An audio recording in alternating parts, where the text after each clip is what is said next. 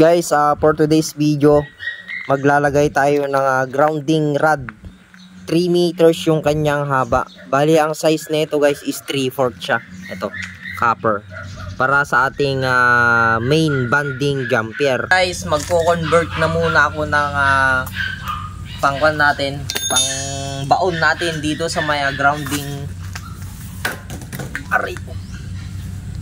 rod.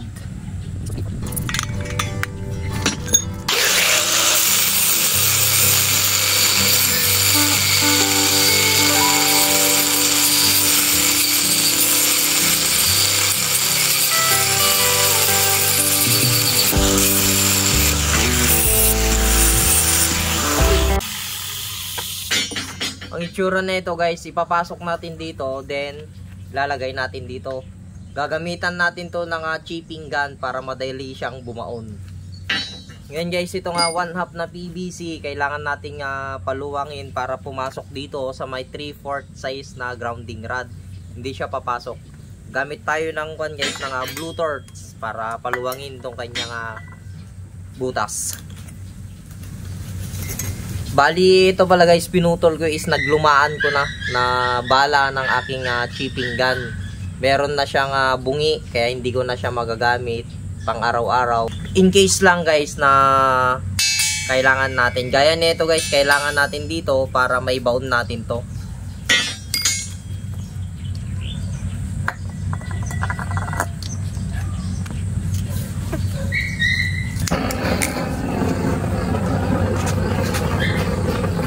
Ang gawin nyo lang guys dito is painitin nyo lang siya para pumasok tong 3/4 na grounding rod size. Kahit yung 1/2 lang guys na size ng grounding rod, pwede nyong gamitin pagka residential laing. Itong nabili sa 3/4, kaya malaki itong nabili natin. Nabili ng may-ari ng bahay. Then, pag napainitan nyo guys, pasok nyo dito. Ayan, ganyan siya. Ayan yung itsura niya guys, oh. Pumasok siya, then, heto, dito yan. Para ito yung ididiin ng chipping gun. Guys, bali, gagamitan natin siya ng chipping gun para may baon ito. Yan, silig mo. I-video mo ati pre.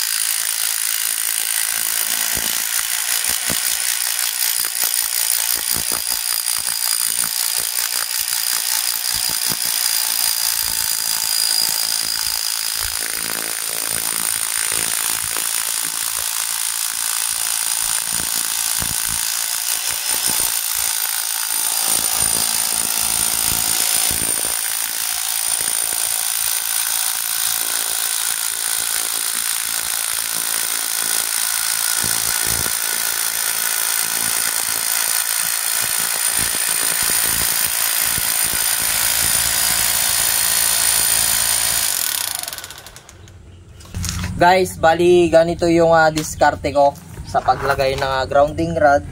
Kung hindi naman mano-mano na yung gagamit ka ng hammer, ng maso, mas matagal, mas okay siya pagka meron kang ganitong chipping gun. Then improvise na diskarte mo na lang kung paano mo ibabaon tong 3 meters na grounding rod.